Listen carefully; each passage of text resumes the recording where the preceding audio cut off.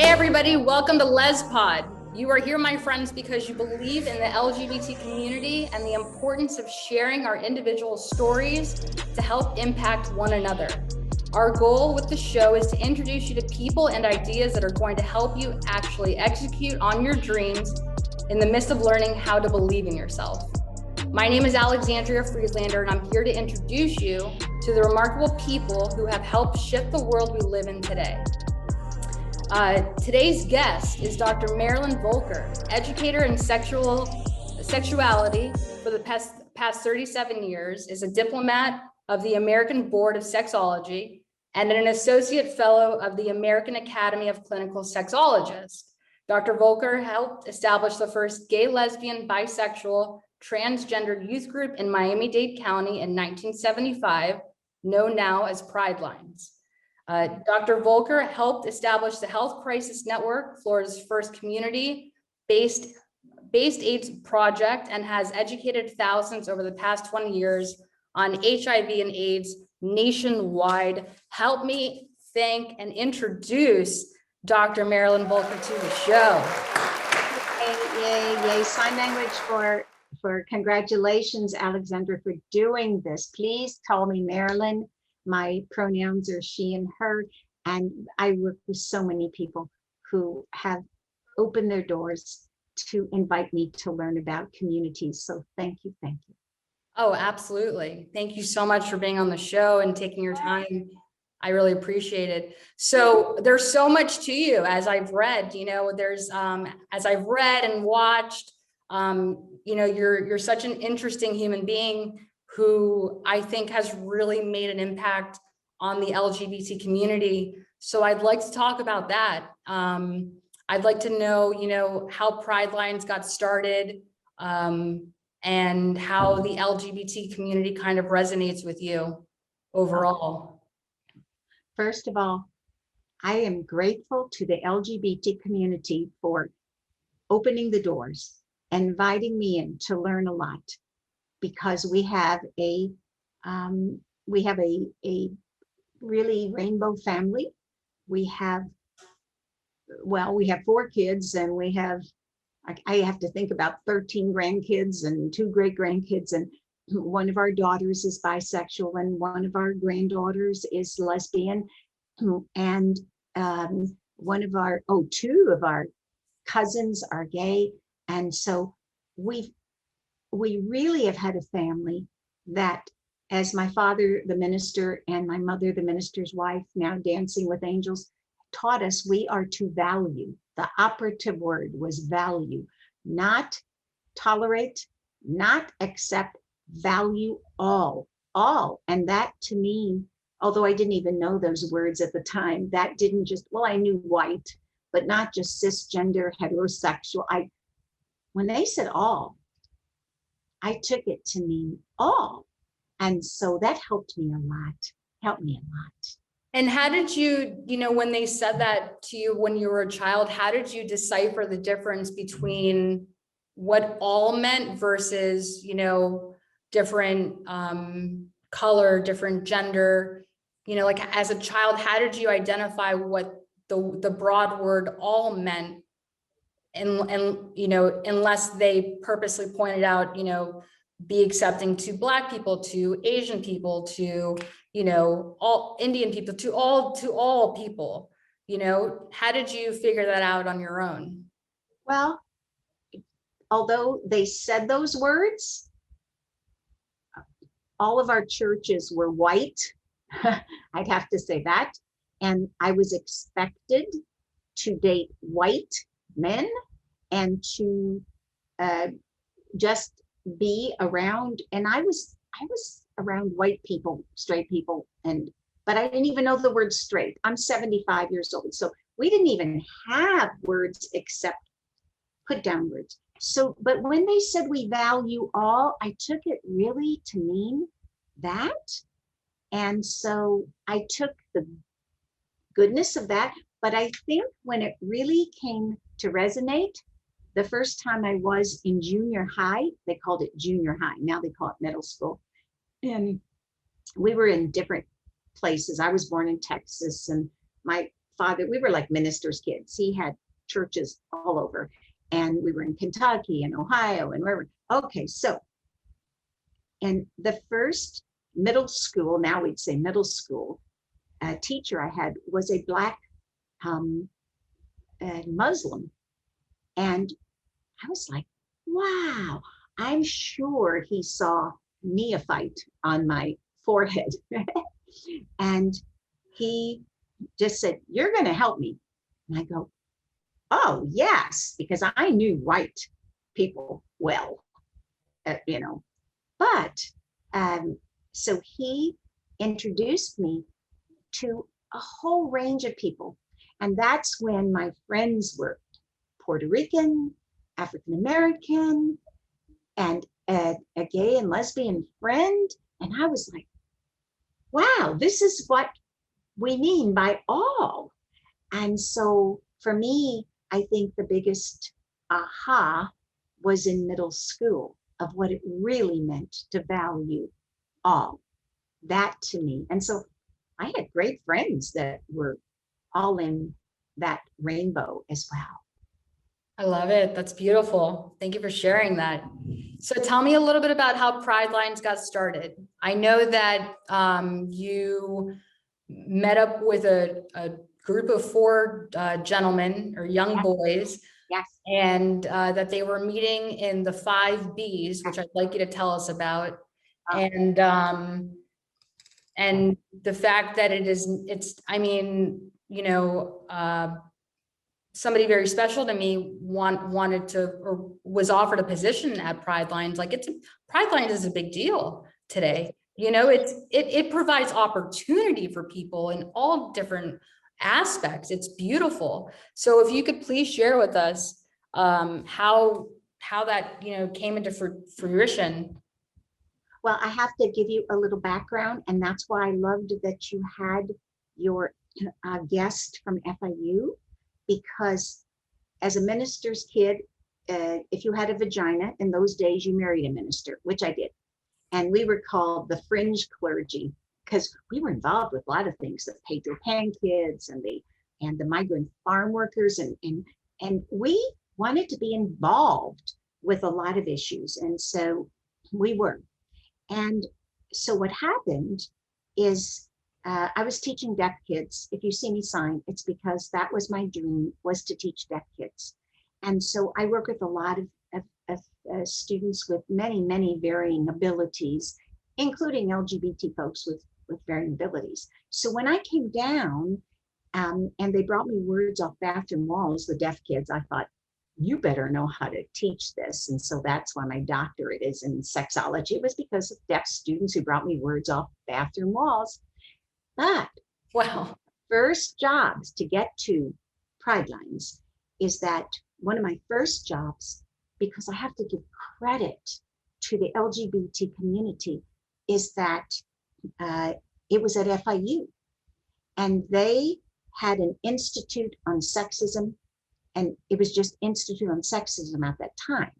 And it was I know because I'm 75, so got a lot of history. And if you had a vagina and you were in high school in those days, this is like going to sound so dumb to people, but if you had a vagina, you couldn't take things like how to take care of your car or shop or auto body, which I always thought was very interesting. And if you had a penis, you couldn't take home ec or cooking. And I'm thinking, but there's so many great guys who are chefs, and never made sense to me. But there were 2 people in the LGBT community who were the head of the Institute on Sexism at FIU. Dr. Tom Piroff, now Dancing with Angels, Doris Stein, whose wife, Margie, now Dancing with Angels, and they started this Institute on Sexism going, no, we have to work on Title IX, and where equity was people can take things. And you know, the biggest fear of this was that if we place a spatula in a person with a penis, or we placed a wrench in a person with a vagina, it would make them gay.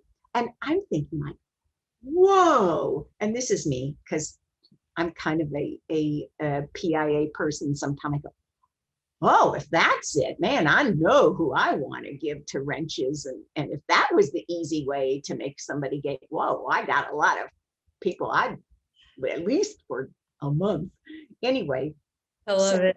I know. And so what happened was the fear was they would make them gay. So they asked me if I would be a part and to add the Institute on Sexism and Sexuality. And this was at FIU.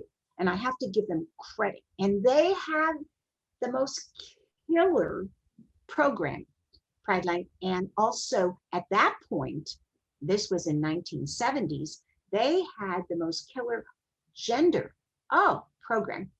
And Dr. Marvin Dunn, who was a person who was the head of all of these institutes. And I said, well, of course, I'll be happy to.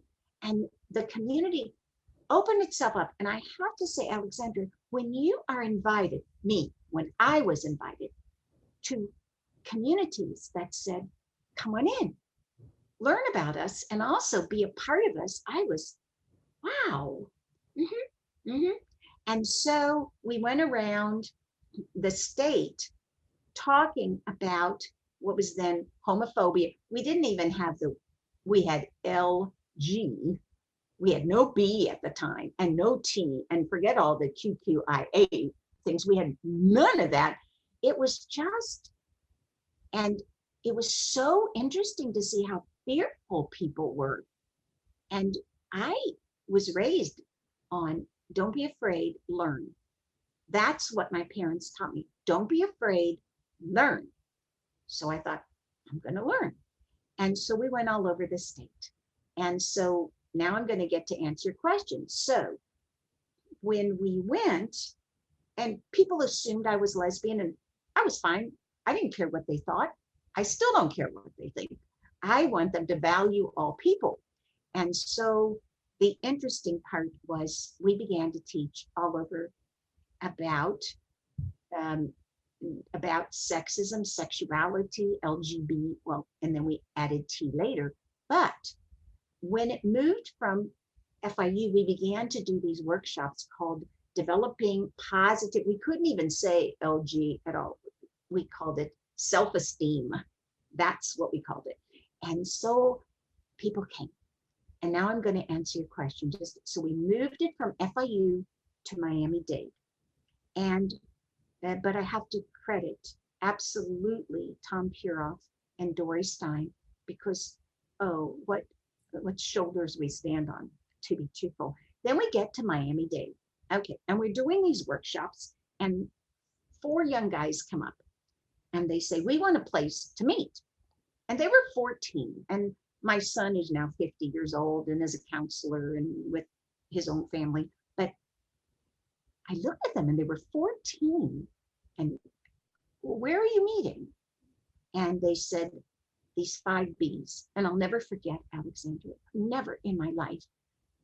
Bars, beaches, bathhouses, bookstores, bushes. I'm like, nope. There's something I have called righteous anger. I'm like, oof. And I just marched up to Dr. Eduardo Padron, who was the head at Miami-Dade Wolves, and I go, we have to have a place to meet. We have to have, and it has to be safe, and it has to be called a class so that they don't have to lie to the parents, and we have to bring in role models. So it was these 4 young guys that really started the first of these LGBT groups that now morphed into Pridelines. It started there at Miami-Dade, and we had so many people, Peter Meyer, I can't even tell you all the people that came in at the time, and people felt safe. And even the guards, of Miami-Dade, they wanted to learn. And so I said, you have to treat everybody respectfully, everybody who comes in. And so they wanted to learn too. And I always found that, Dr. not only Padron, but Dr. Kim Porter, Dr. Irene Lipoff, I can't tell you all the people when you have a dream team that help you. And I would not want my son, I don't care what orientation he is you don't meet in these 5Bs if you're 14. You want a safe place to meet. So that's how and then it morphed into Pridelines. And of course, we have wonderful people, Victor and LJ, and so many people at Pridelines that, oh, well, and then, and two nurses, lesbians who started the safe schools. Well, that was Robert Lupo, but started the Yes Institute. And these are all these early times where it's just, what can we do to help for students to feel safe? Right. And I was very privileged to be a part of, and always that as well. But I have to credit those four guys. Oh, for sure. I love it. That's really beautiful. And to know that you're, that you started something out of such extreme passion, you know, that anger, you allowed that anger to motivate you, which was going to be my next question. What motivated you to keep pushing forward in pursuing this in your goals in life when things got tough? Well, I grew up feeling different.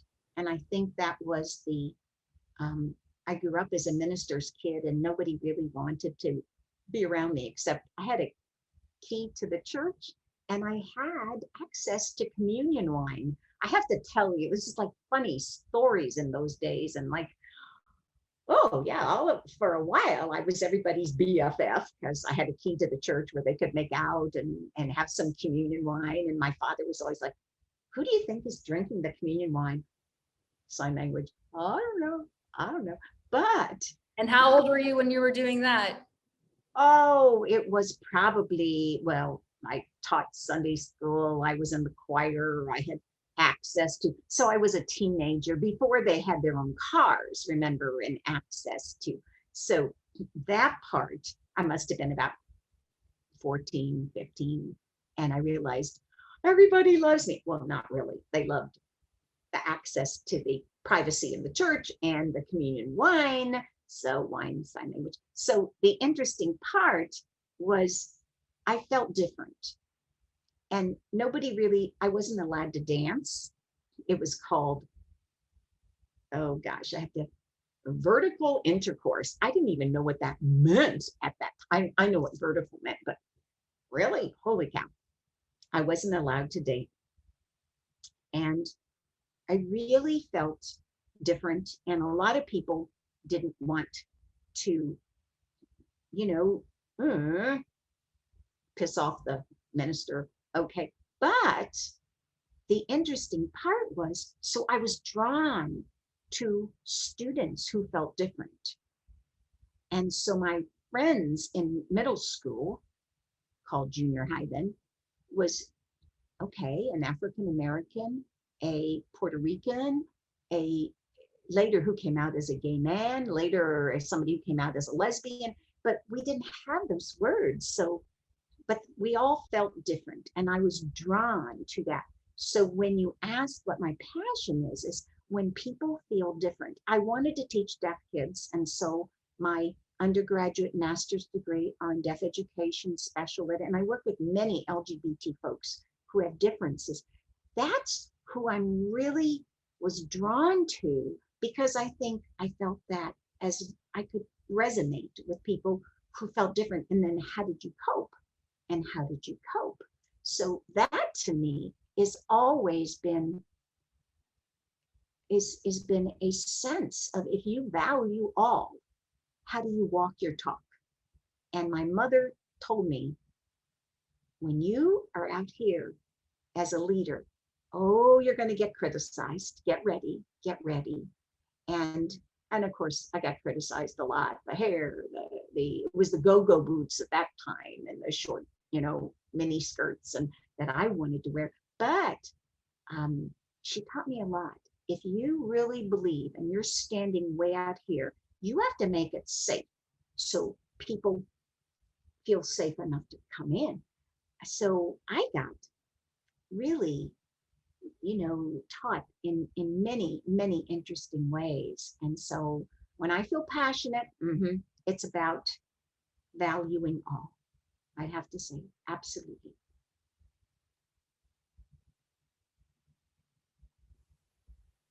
That's amazing. That's amazing. So it sounds like your parents really instilled some beautiful values into your life.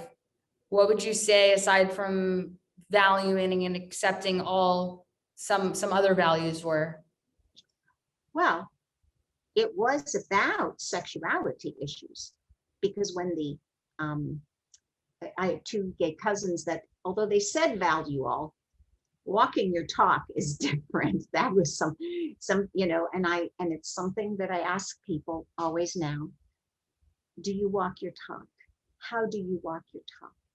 And I had two gay cousins that are my age now, and well, they were called their friends. Really, they were their husbands. Their friends, or their friends. Really, they were their wives. And I'm like, no.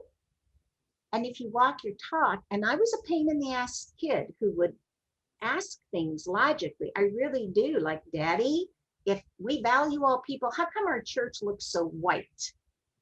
How come if we value all, how come I can't date that cute Puerto Rican person? Okay, I am still that pain in the ass kid that will just ask logical questions. And so when the kids brought me, the deaf kids brought me words off bathroom walls, I thought, and it was a deaf boy, and his name was Brian, and he had beautiful brown skin, BB, Brian, and he brought me 3 words from bathroom walls. I had not taken one sexuality class, nothing, 0. Sexuality, gender, this is like in the early 70s, and I thought, and I was embarrassed. I didn't know what to say. And so I said, no, those words are nothing. What were the words? Eat pussy. And yeah.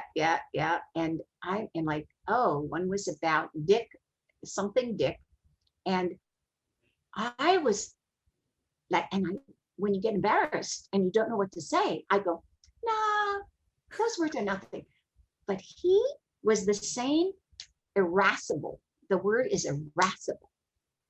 He just stood up at my chin level and he signed liar you, because I had told him, and he signed, you say all words mean something. Now what? And that's what I did say. They all meant something. And he goes, now what? And I go, no.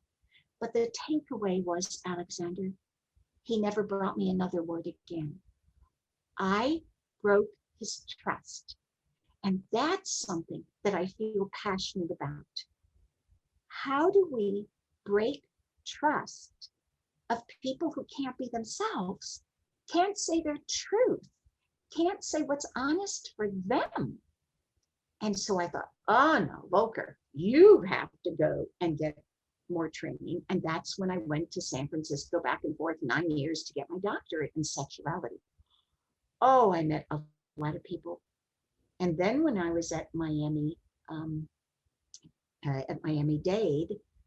an endocrinologist, Dr. Nancy Klimas, a social worker, Dr. Bill Kipp, they said something big's going to happen, Marilyn, and you're an educator and we want you involved. And I'm always like, I want to learn. Okay. And that was the beginning of the first HIV program. And I'm going to say this, Alexander, I saw more acts of kindness from the LGBT community to non-LGBT community in those days than I ever saw in reverse, ever.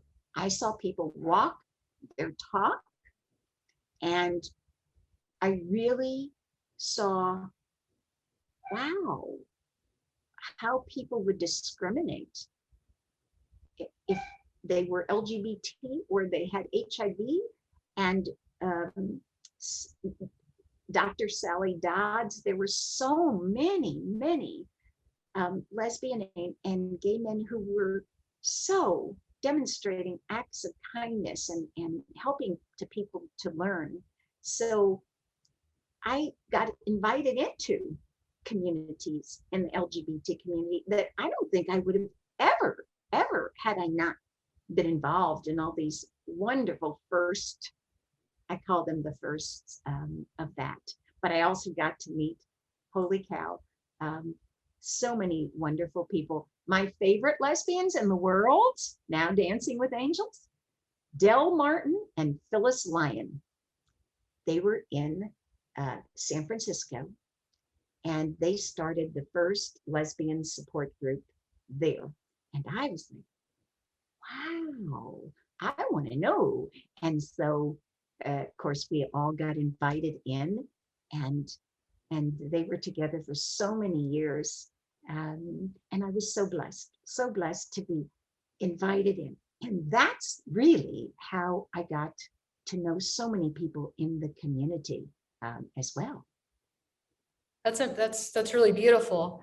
I like that you touched on and that you shared that story about trust. You know, I feel as if that's something that still is lacking within the community. I can only, really speak for more of the lesbian community because that's what I usually identify as. Yes. And I feel that it's hard for people to be themselves or post stuff on social media without feeling like they're not going to get enough likes or comments. And I'm guilty of feeling that same way, of being, of wanting to be vulnerable, but being fearful of the judgment that comes with it. So do you have any advice for our community as to how, to be more of themselves without the fear of judgment of others? Because at the end of the day, I feel that it's very human of us to want to crave that acceptance, that validation from others, and to rewire ourselves to not pay attention to that is extremely difficult. So what advice or insight do you have to people who are scared to be themselves, people that are scared to go to events alone, people that are scared to talk to people at parties and events and only stick with their own little clique?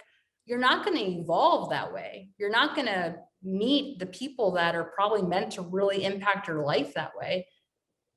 So what advice do you give to us as someone who's probably worked on themselves a lot?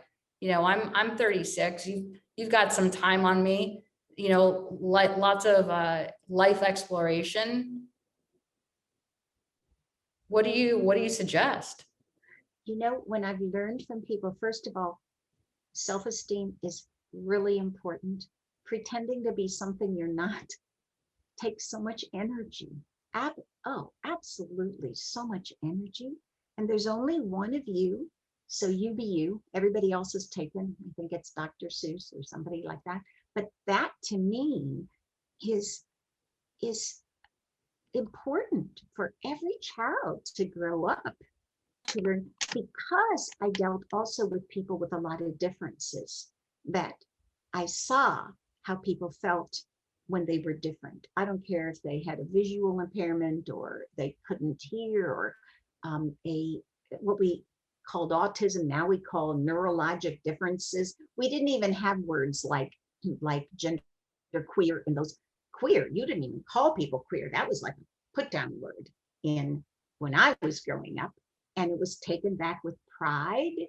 And that part, even words, how you identify, what messages you tell yourself, and also the communities of people. Who are your sheroes and heroes? Who are they? And oh my gosh, because I was telling you about Del Martin and Phyllis Lyon. I mean, they to me were like, how did you ever develop this first lesbian group? And that was when I met them in the 70s. They were doing this in the 50s. And I'm like, holy cow, that is so brave. And so what groups that you want to be around, and what are your resources, and about safety too. And how do you address any kind of criticism or attacks? Ugh. And that was true. I have these cards. It early on, it says, "You're from the devil." And they, because I taught about sexuality, and I thought, not really. No, I'm from Goddess, God, and light, and now HP, higher power. If you're in recovery, I call it Harry Potter. And okay, so no, no. However, if you grow up and you don't get that reassurance, then you have to put yourself into, not, if it's not family of origin, then family of choice. And so who do you get that, and who are your resources? And to keep working on that as well. So yay, you're giving a lot of people that, your hope, and that part is so amazing. I also have to thank, when I went to the first LGBT parade in the 70s, they had a gay man who, in my mind, was more like a drag queen. I'm not against drag queens. I know many, but okay. And then there was no woman. And I'm going, well, where's the lesbian? And they said, there's nobody. Marilyn, would you be the honorary lesbian? I go, okay, but I would want somebody who really identified. And because I don't have to say, hi, I'm Marilyn, I'm cisgender, and my pronouns are she and her. I know we do that now. And I'm, straight, and I got privilege because I'm white. Okay. I don't have to do all that. And I'm thinking, oh my gosh, because in Miami, we have this wonderful, what I like about Miami and Florida is all these communities. And so I got to be the honorary lesbian in one of the parades, and we're like, wow. And they said, well, what will your husband think? What will your mother or father? And I said, they would know I value all people.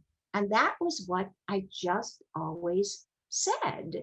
And so I had this big privilege. And now, of course, there's lots of LGBT folks in the parades. And then I got to be a part of the, going and speaking to the Aqua Foundation. And there were many lesbian groups, and the first lesbian mom groups in one of our churches in the community is like, yes, you need to be visible. So it gives people that message about that. So if you ever want to have Vicki Braille on, a social worker, mama, and oh my gosh, there's so many sheroes that I so admire. I so admire, because they were I call them the front runners of that. So I got to be a part of many groups. Or my friend who happens to be visually impaired, Debbie Hazelton, she said, there's no B, by the way, when we started these workshops in the 80s. And I said, B. She said, bisexual. Right, you are right. And so then we added the B on. And then, because we didn't have all the computers then. And so I would go up to Provincetown for about 20 years. And that were those were individuals who identified, they'd now say transgender or gender queer, but and now they're seniors. And Dr. Ari Kane, oh my gosh, and so many, Dallas Denny, who we met, and it was so interesting. And I went always when it was lesbian music week, and they thought I was lesbian. I don't care. Great. I love it. And then they thought I was a cross dresser during transgender week. And they go, hey, you dress well. And I just lower my voice and go, thank you. And then, and there were the gay guys in recovery that kind of closed it down in October. And I didn't quite pull off being a gay guy in recovery, but they made me an honorary gay guy. And I am so grateful to the community. I cannot tell you how I am. So, Wow, that is so cool. You've experienced a lot. oh, That is really neat. yeah. And I saw, to answer your question, just so people know, words, messages, role models, sheroes, okay? Also, how you reframe, where are your resources, who are the groups, those are important. And if you need, and how are you coping? How are you coping? Because a lot of people cope either positive or negative. Go get help by people who are going to value you. That's really to answer your question. Mhm. Thank you. Yeah, that was beautiful. So tell me a little bit about, I mean, as impactful as I want this to be, I want this to be a little fun. Tell me about what it is to be a sexologist. You know, what does that entail? You're essentially teaching people all different sorts of things about sex. I watched an episode of you on, I think like a late night show where you were bickering back and forth with this guy who was eating a ring lollipop, if that rings a bell. And you were absolutely hilarious. So I'd love to bring some of that humor to this show. Tell me what exactly does a sexologist do, and do you have, you know, do you talk more about sex than you have it?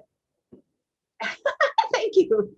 Thank you. That's always a great question. My husband would say, answer, yes. She talks more about it than doesn't. Okay. But the interesting part is what I love to do is to really help people learn about it, because we've gone into medical schools, nursing schools, and taught in elementary schools, because that's my background in teaching, and special needs schools. And I'm going to talk to Down syndrome group next week.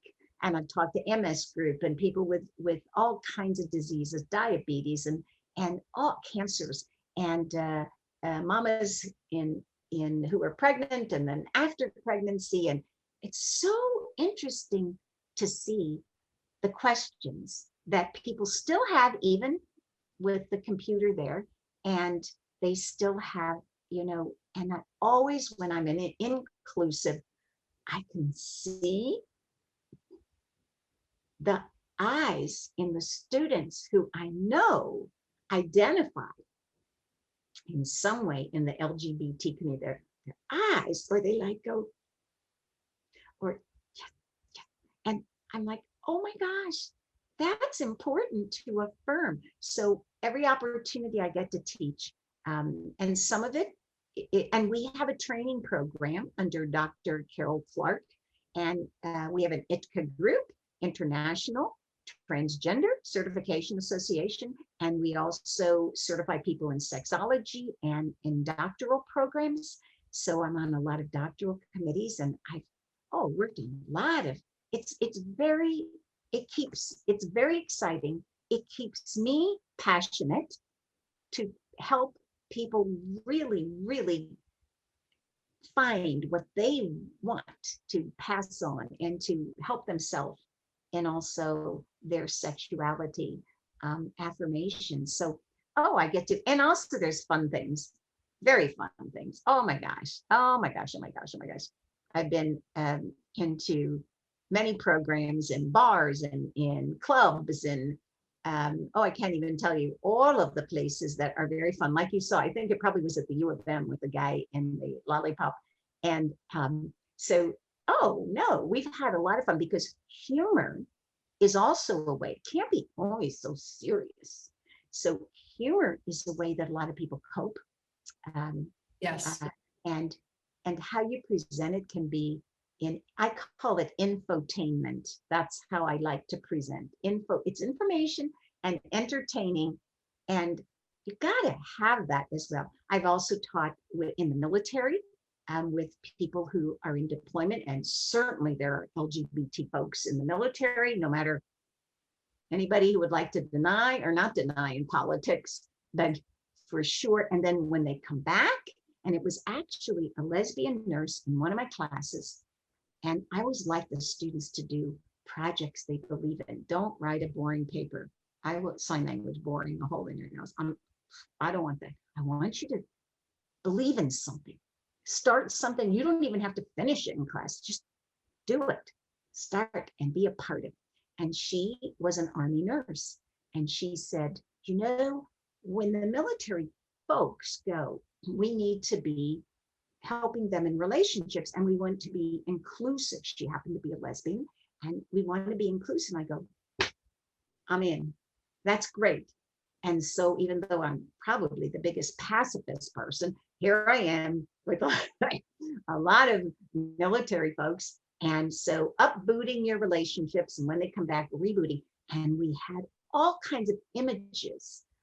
We're very inclusive. And at first I got like questioned about how many people are straight or gay. And I go, I don't know. I don't know. Do you want me to ask you about your personal sex life? But they were fine. They were really fine. And it was because of this Army nurse who's now retired with her wife. And so that really, you can see how people start things. And I like to be a part of starting things and then letting them take over and see what happens, like with the safe schools. Dee Palazzo now, Robert Lupo started safe schools, happens to be a gay man. Dee happens to be a lesbian who goes around now where a lot of us got banned. Oh, there's stories being banned. And I'll tell you about I was making a presentation about it was about HIV. And it was about a young teenager who got HIV from a dentist very early on, a number, not just she, but a number, because there was horrific stories at the beginning. And we had people meet in our houses because nobody wanted them to meet, or in certain churches or synagogues, there were certain ones that would. And people didn't want their kids to play with our kids because we worked with people with HIV. And so the interesting part of it is that I was in the school system, and it was in Northern Florida, and now they're open. One of our sons is a counselor up there. Now they're much more open, but Dee Palazzo, oh, you must have her on the show because she will tell you about the safe schools. But so here was the mother against drunk driving, great. And here was a doctor talking about STDs, great. And here was me talking about sexuality and HIV. And the first question from this whole group of students is, can you get that virus from oral sex? Well, that's a very common question. And I was going to talk about oral sex. They go, Mom, that's it. Mom, we're going to end this show. And I can't tell you how many, and I'm going like, that's a very important question. Nope, end the show. But what happened, and you know, that they didn't have computers, but they had some cell phones or old school phones. I was banned to go to the next school, but they sent students over because, you know, students talk to one another. And they sat down on the grass and said, what should we be telling our teammates and our school, you know, students? And I go, ask questions. I'll tell you what I know. But now, if you have Dion, there's a lot more openness. So you have to be ready if you stand out here to be criticized, to be banned. That's why you have a dream team. And I was so grateful that I had a mama who said, when you believe in what you believe, get ready. Not everybody is going to like you. And she was a feminist in her own right. I'm going to brag about my mom after a little bit, Dancing with Angels. I mean, she was born in the 1900s. And if you see women's history, that's why I want you to see women's history, lesbian history. Oh my gosh. Island of Lesbos, 612 BC. We would have been all called lesbian. I just think that's great. When I tell that story and people are going, well, yeah, American, Lesbos, lesbian. And then there was, I'll get back to my mother. Then there was a woman, her name was Sappho.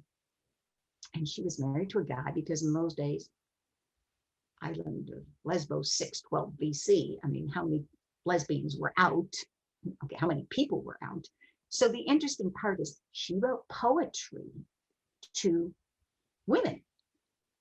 And if you ever read the poetry of Sappho, yeah, it's going to arouse. It's going to arouse women. It's going to get them aroused. And okay, so Check it out, ladies. Check it out. yes. And Sappho, and so from then, it's why lesbians took on that name, and because she was put down, but took it on with pride. Sign language for lesbian, sign language for lunch. Don't get those confused. Breakfast, dinner, lunch, lesbian. Oh, I can't tell you all the mistakes I made with that one. All right, in ordering lunch. One of the time I ordered lesbian, and one of the women who knew this goes, "Are you sure that's what you want?" And I go, "Whatever I ordered, bring it on." And you got to have a sense of humor. So my mother was a woman who was an early, and when she was in the churches, they had the men sit on one side and the women on. She went, "Oh no, people can sit wherever they want to sit." I mean, she was a early feminist without even knowing that word. And then they only had men soloists on the radio. Radio was big in those days. It was in Texas where I was born.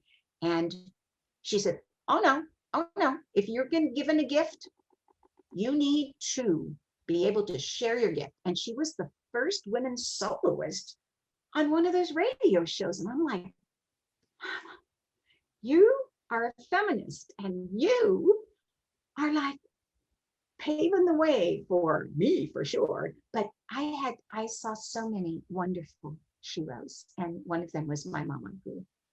That's amazing. Oh yeah. Wow, what an inspiration.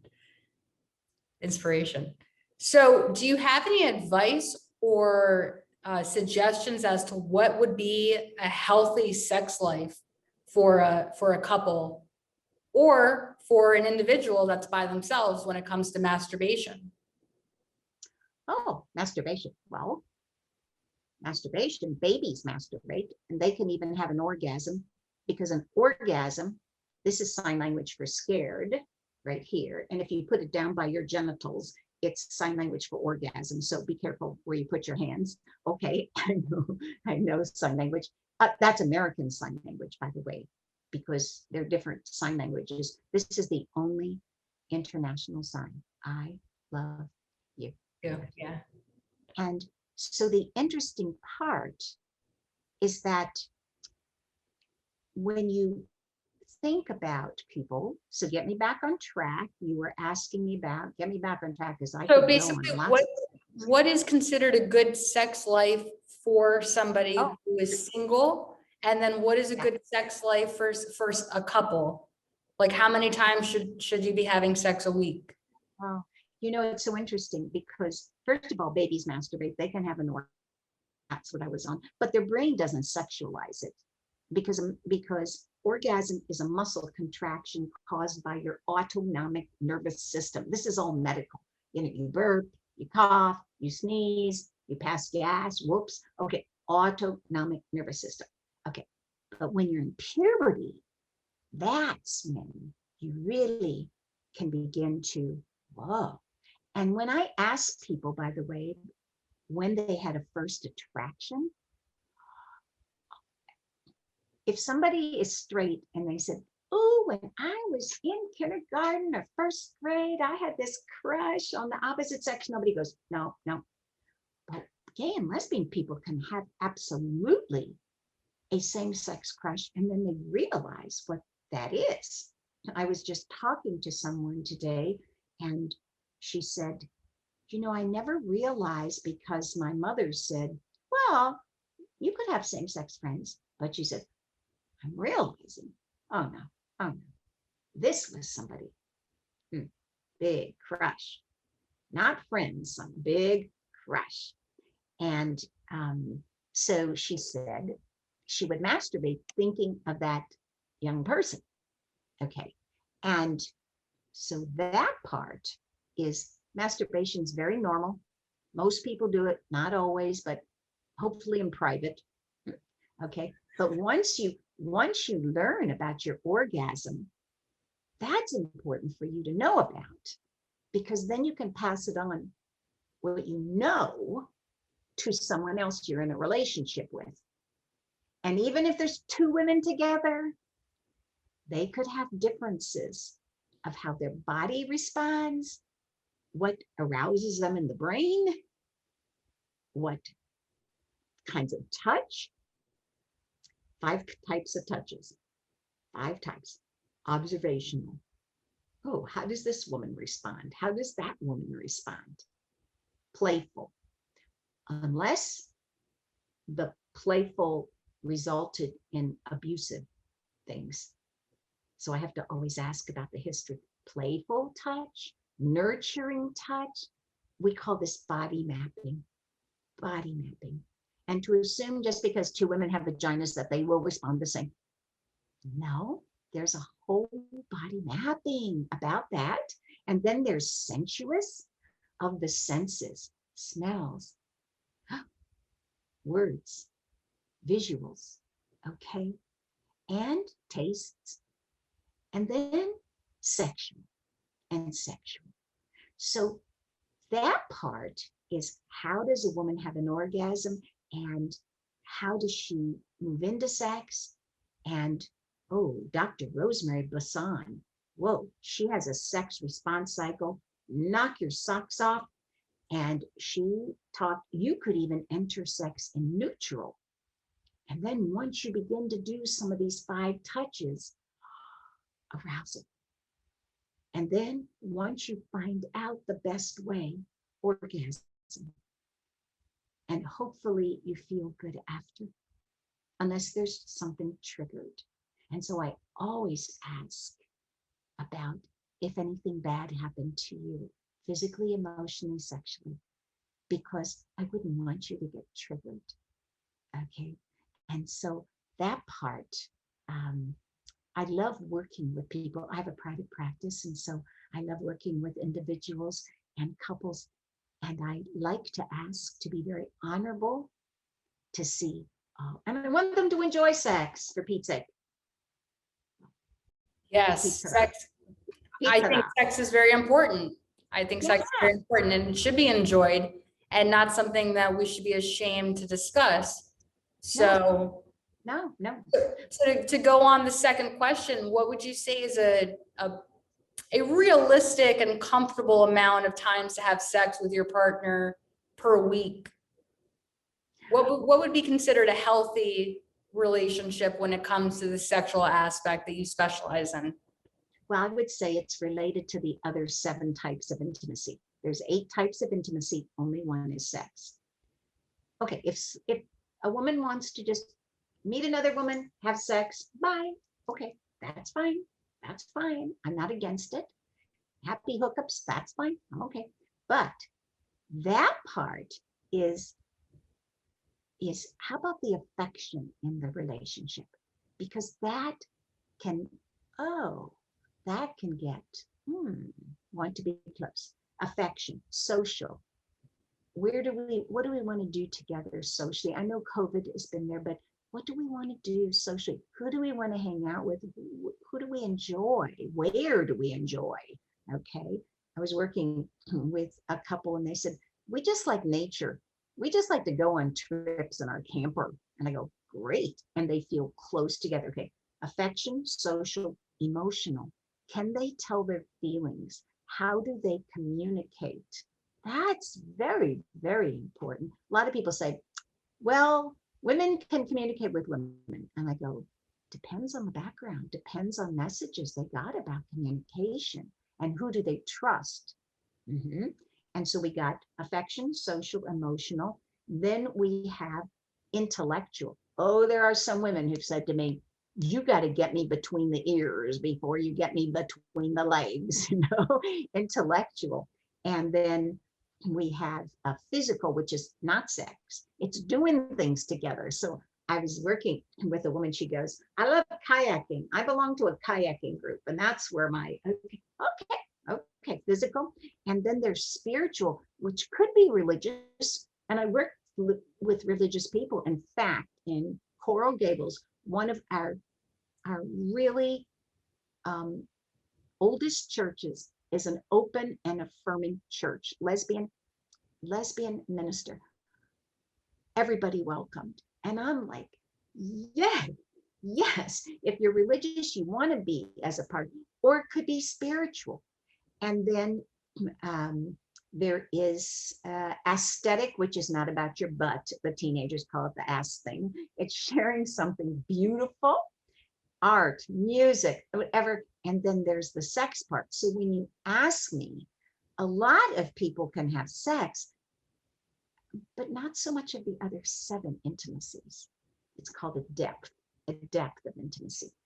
And other people can have such a depth, and yet they may or may not have the same amount. So I always like to check with these 8 types of intimacy, and I can send them to you if you want to post this on whatever you have, so that your listeners can check it out for sure. Yes, absolutely. That would be great. Thank you for sharing that. Oh, sure. I just have a really important question. Is it true that you carry condoms around with you everywhere you go? Yes, yes, I do. And you should have seen me go through TSA. Oh gosh, that's like, I do, because people have asked me, and you got to like, no, well, I want to show you. This is a glove, goes on your hand. This is a condom, goes on a man's penis. This is a woman's condom. This is a dental dam, which, by the way, didn't have such a great following. The dental dam, if one wanted to do protected, who even talks like this, Alexandria? Cunnilingus. Nobody would even say, hey, babe, would you like to cunnilingus? Nobody talks like that. But they weren't such a hot thing. I was always asking women, could you like put this dental dam in some hot underwear? You could make money. Then you don't have to hold it, or it will fold over, you know. So I'm still waiting for that to happen. Very smart idea. Oh, yeah. But yes, I do.